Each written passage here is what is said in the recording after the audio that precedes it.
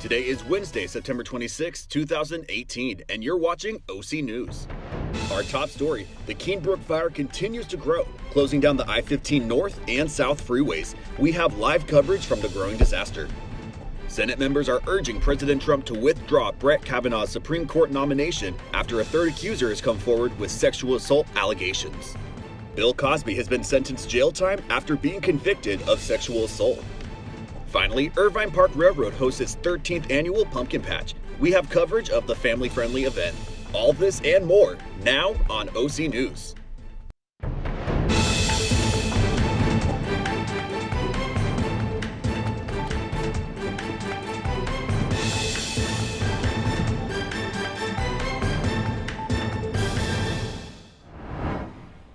Hello and welcome to another episode of OC News. I'm Ryan Matthey. This show is brought to you by the broadcast journalism students of Cal State Fullerton. I'm Amanda Garcia. We go straight to breaking news of a fire on the I-15. Live on our scene is our executive producer, Eric Warren, and reporter Corey Mack has more in the studio. A brush fire started earlier today by an accident involving a truck which has been dubbed the Keenbrook Fire. It has caused major traffic delays as well as advisory evacuations in the Matthews Ranch and northern structures in the Cajon Pass area. Our executive producer Eric Warren is on the scene now. Hey Eric, how's it looking out there right now? Well, the conditions are looking up. The fire is under control and the 15 freeway is now open in both directions. However, the traffic is still horrendous. So if you're looking to get out of Southern California via the 15, expect some heavy delays. Are there any injuries or vehicle accidents on the road right now? I have not witnessed any injuries or accidents in regards to the fire or the traffic. All right, Eric, thank you so much for the updates. Stay safe out there, and back to Ryan and Amanda at the desk. Thank you, Corey. Another woman has come forward alleging that U.S. Supreme Court nominee Brett Kavanaugh was present during a sexual assault. We're turning it over to CNN's Omar Jimenez for an update on the allegations and what's expected on Capitol Hill tomorrow. All 10 Democrats on the Senate Judiciary Committee are urging President Trump to withdraw Brett Kavanaugh's Supreme Court nomination or order an FBI investigation after a third accuser has come forward. In a signed affidavit, Julie Swetnick says Kavanaugh drank heavily and fondled girls at parties without their consent in the 1980s. Swetnick alleges that Kavanaugh was present at a party where she was drugged and, quote, gang raped. But she does not identify Kavanaugh as one of her alleged attackers. The Senate Judiciary Committee is now reviewing the allegations. In a statement, Kavanaugh says, quote, "This is ridiculous and from the Twilight Zone. I don't know who this is, and this never happened."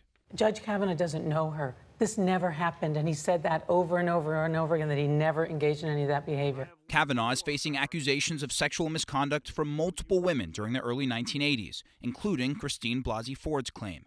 Republicans say despite calls for a delay, tomorrow's hearing is still on. I have a definite responsibility to hold the hearing, not only for her, but for Judge Kavanaugh. Republican senators have called in a sex crimes prosecutor, Rachel Mitchell, to handle the questioning. Meanwhile, President Trump continued to weigh in from the United Nations Wednesday. The Democrats are playing this game that is disgraceful. It's a disgrace to the country. In written testimony for tomorrow's hearing, Kavanaugh says he's facing a barrage of last-minute smears. In Washington, I'm Omar Jimenez reporting. For the third year in a row, the number of hate crimes has increased in Orange County, mirroring a national increase in reported hate groups, according to a study released on Tuesday. The 2017 hate crime report from the Orange County Human Relations Commission documented 56 hate crimes and 94 hate incidents. Overall, other criminal offenses included simple assaults and aggravated assaults, along with crimes in which victims were attacked or threatened with physical harm. Orange County Board Supervisor Todd Spitzer released this statement saying, and quote, "Reported hate crime is up 27% since 2015, yet our county does not prosecute hate crimes at the same rate as Los Angeles, San Bernardino, and San Diego counties.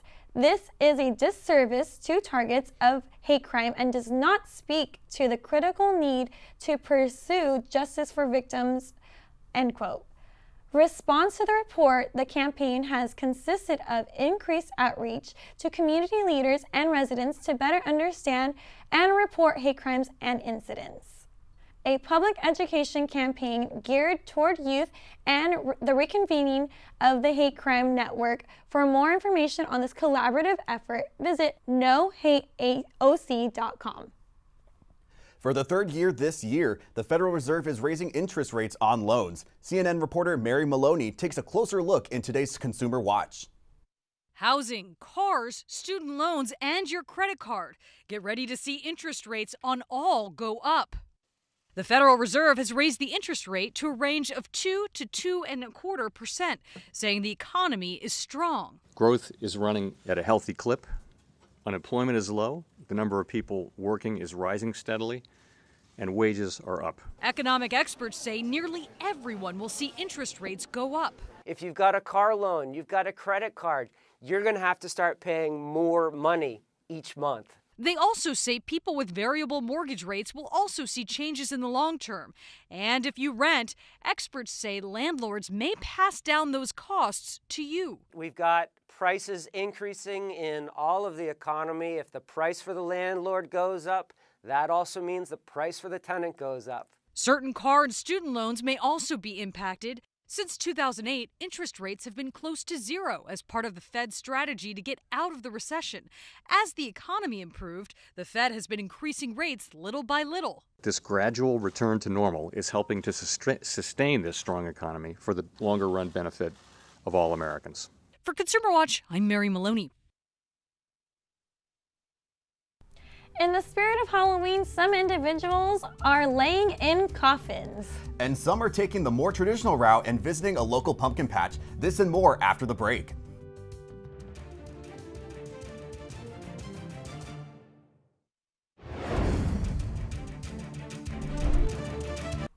Every year, Cal State Fullerton presents a concert under the stars. Our reporter Keenan Wright has all the details on this year's festivities. Saturday, September 29th, Cal State University Fullerton will be hosting its Concert Under the Stars. This event is a musical variety show celebrating Cal State Fullerton and all it means to be a Titan.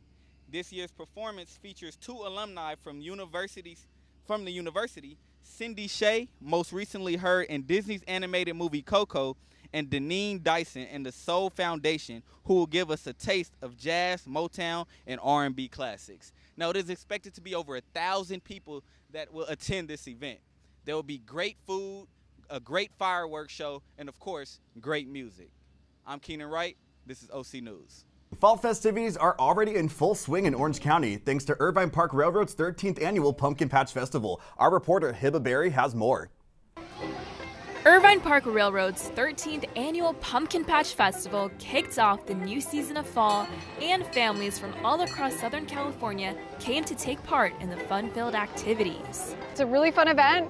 Obviously, you can see lots of activities. It grows every year. This year, our new activity is pumpkin decorating, but we have the train rides, hay rides, Ring a Pumpkin, carnival games, moon bounces, all sorts of stuff. The How Tall this fall, it's one of those face boards where year after year, families come and get their photos to see other kids grow. And so it's so cute to see every year, and more people send them to us. For me, it's enjoying my family, having smiles, especially my 3-year-old one, having a blast. Those are just precious moments that you always keep a treasure.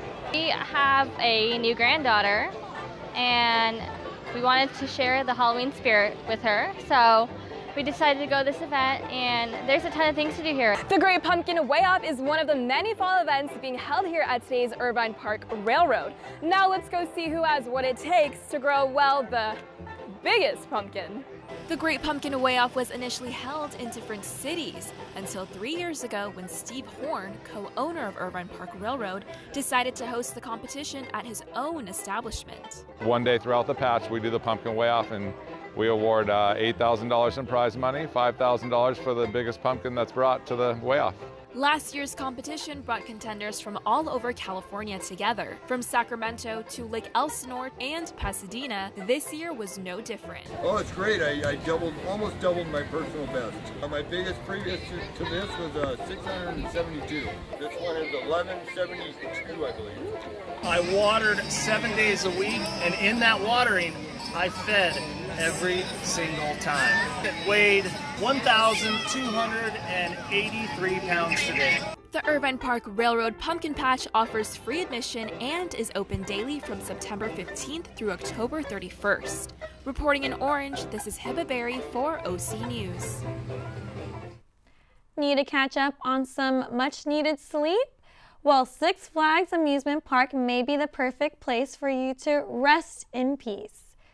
In celebration of the park's 30th year of Fright Fest, Six Flags St. Louis is looking for 6 contestants to spend 30 hours in a slightly used coffin. The contestant that makes it through all 30 hours will win 2 gold season passes, a Fright Fest prize package, and a $300 cash prize. The winner will also get to keep their coffin. The Coffin Challenge will begin October 13th at 1 p.m. To enter the contest, you must be at least 18 years old with a valid ID. Participants must sign a waiver and are allowed 1 6-minute bathroom break per hour, food and drink delivered to the coffin, as well as phone charging stations. Anyone who leaves their coffin outside of the designated bathroom breaks will be disqualified.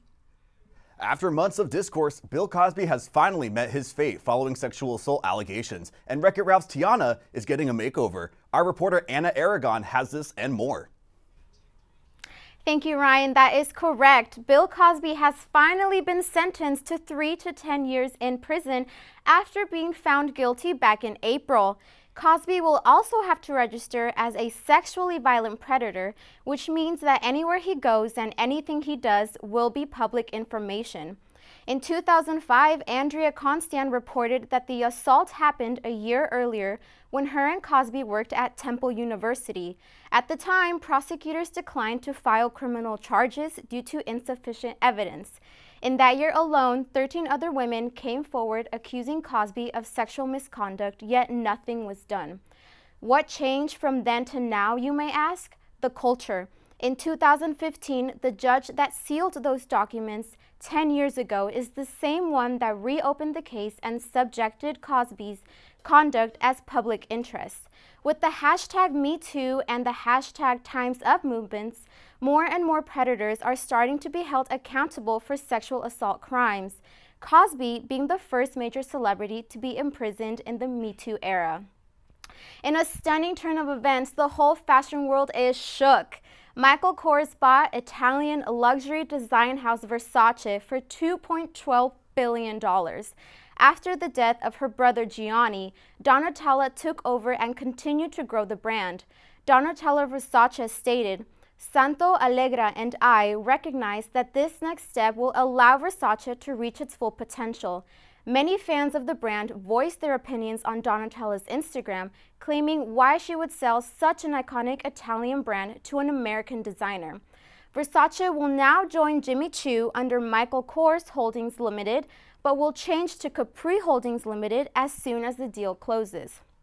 In other news, Disney Studios did not do something so magical to Princess Tiana.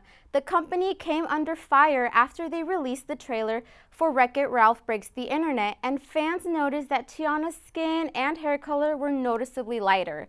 The Disney family showed no concern about the topic until Anika Noni Rose, the original voice for Tiana, voiced her opinion about the issue.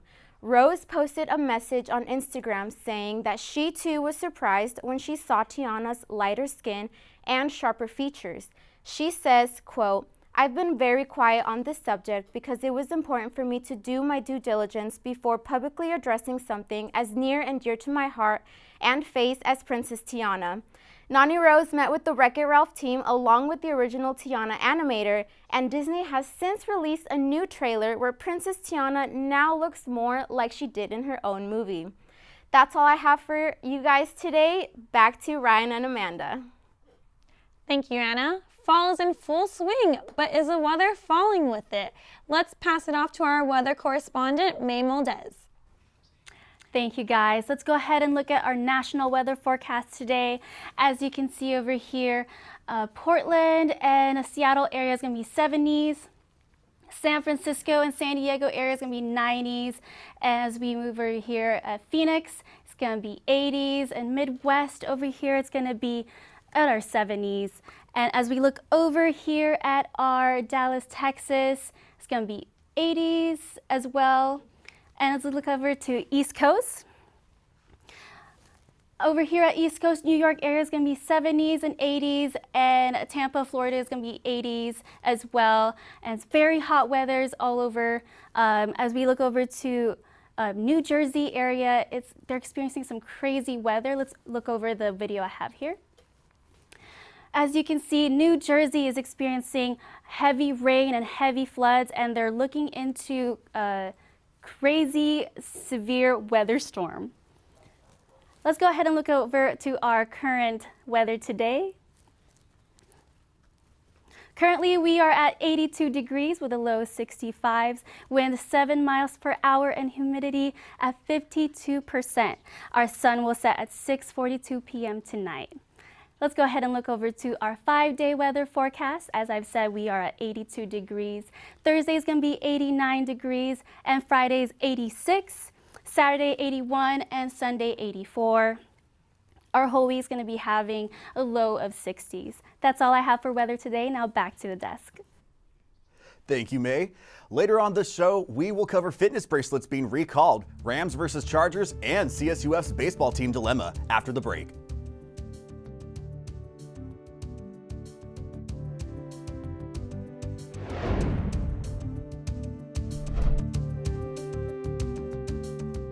When I was in foster care, I never knew when I would have to move, so I always had my suitcase ready to go. Then one day, I was adopted. My new parents opened their hearts and home to me. My parents cook my favorite breakfast for me every morning. My parents take me on trips I never thought I would go on. They gave me a home and an even better reason to use that suitcase. My parents aren't perfect, but they're perfect for me.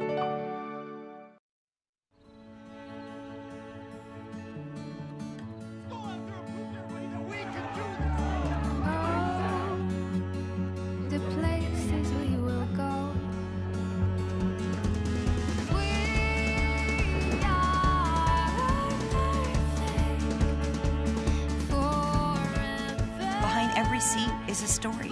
Behind every story is the reason for transparency. There's nothing better in sports than a good rivalry, and that's what we got this weekend in the NFL. Sports reporter Michael Patterson has more on this weekend's Battle for LA. Thanks, guys. The Battle for LA took place this weekend as the 1-1 Chargers took on their crosstown rivals in the Rams, who have gone undefeated into the weekend. The game stayed scoreless for 10 minutes until Rams running back Todd Gurley made the short run for a touchdown. Rams go up 7-0. The score would not stay that way for long as Chargers quarterback Phillip Rivers steps back, looks deep to Mike Williams, who makes an amazing diving catch. Williams fantasy owners really happy with that 42-yard play. Extra point, however, would not go, and the Rams would lead 7-6 after the play. End of first quarter now, Jared Goff connects with Robert Woods for the 3-yard touchdown play. Score now 14-16 at the end of the first, moving now to the second quarter. Chargers punting from their own end zone, but it is blocked by Rams' Corey Littleton and picked up by Rams' Blake Countess for the score. Rams piling it on now 21-6. Chargers not going down without a fight, however, as Melvin Gordon rushes left, getting through a couple defenders for another touchdown. Rams still lead at 21-13 going into the half.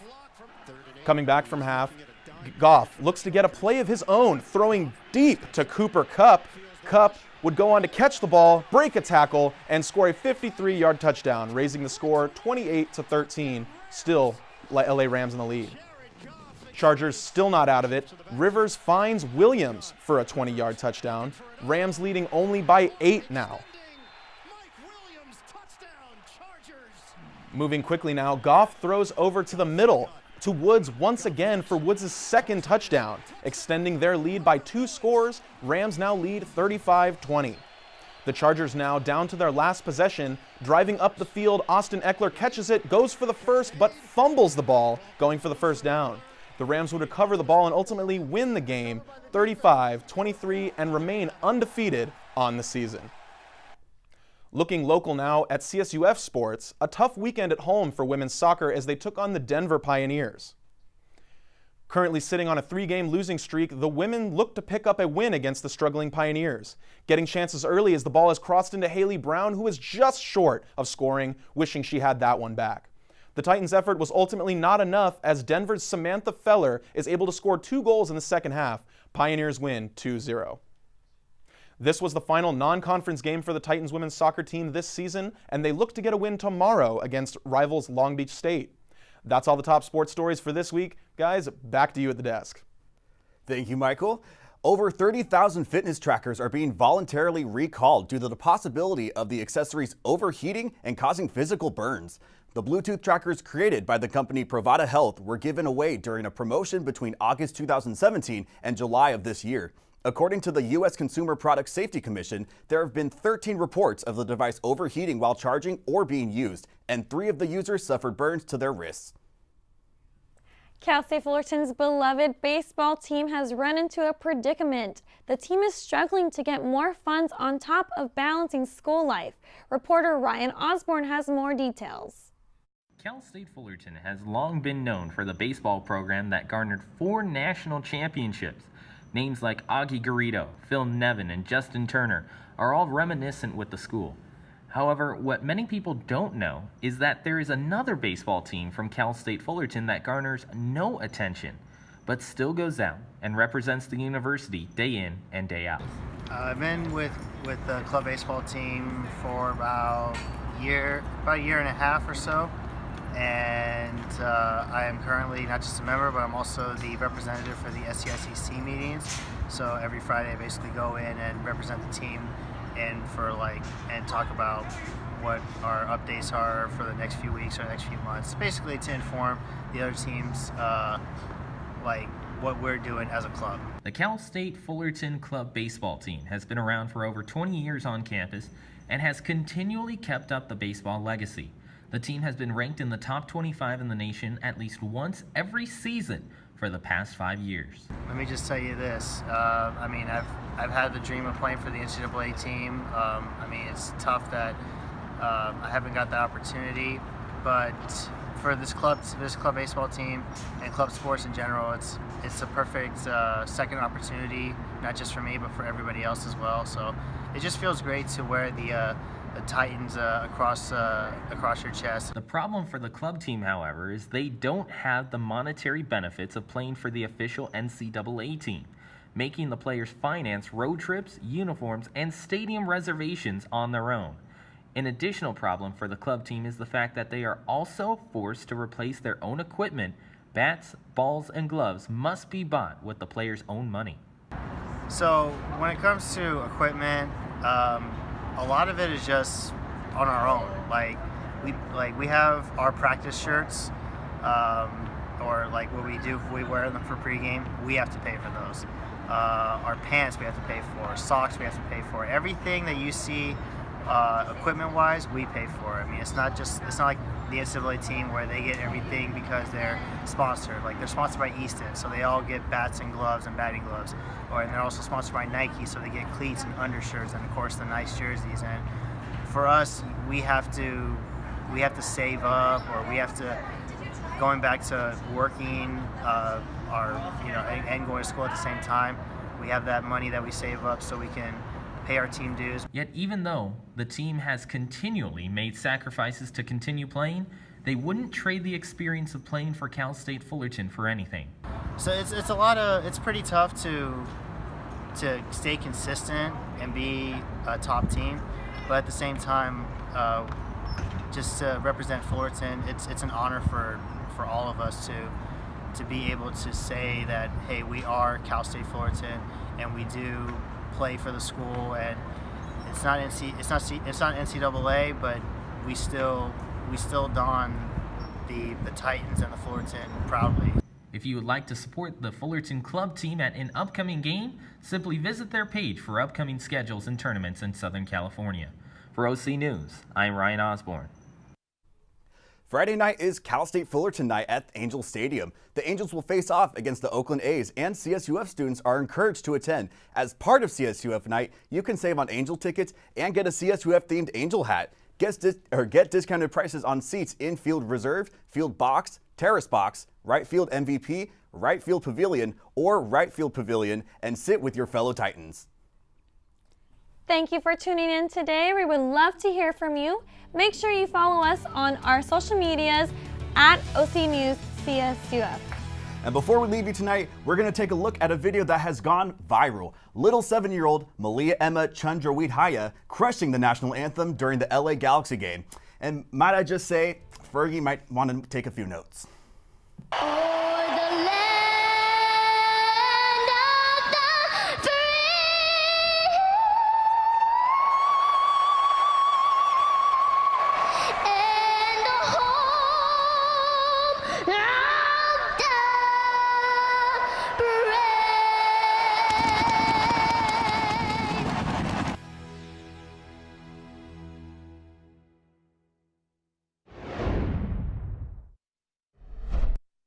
OC News is sponsored in part by Univision Communications, Southwest Airlines, and Casanova McCann.